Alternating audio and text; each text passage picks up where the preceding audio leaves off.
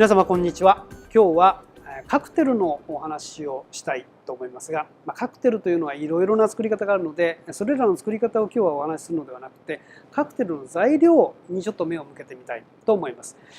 カクテルの材料というのはいろいろありますけれども、果物を使ったり炭酸水を使ったりというのはありますけど、ベースになるお酒というのは必ず必要なわけですよね。もちろんノンアルコールのカクテルなんかもありますけれども、カクテルといえばやはりお酒が中に入っているカクテルをまず皆さん想像されると思いますので、その材料の芯になる中心になるお酒について今日はお話したいと思うんです。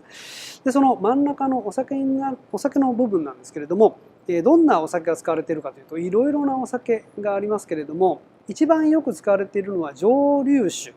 と呼ばれるお酒でして、ジンとかウォッカとかテキーラとかそういったものがよく使われています。で、醸造酒と言われるワインとか日本酒というのも使われるんですけれども、圧倒的に蒸留酒がベースのお酒であることが多いですね。でこれは様々な理由がありますけれども、栓を開けてからも長く置いておけるであるとか、アルコール度数がある程度高いであるとか、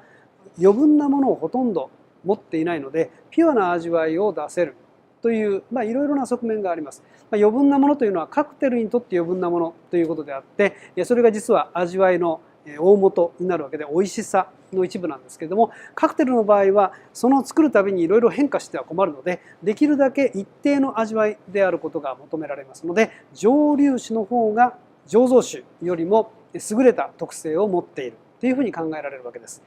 一番いいのはウォッカだと言われていまして、蒸留をしてほとんど香りとアルコール分だけになったようなもの、これは白樺の炭でこしているので余計にそうなるわけですけれども、ピュアな状態のものを使うとお酒の根本的な味わいを他のミックスしたものとよく混ぜ合わせて楽しむことができるという、そういう考え方からなんですね。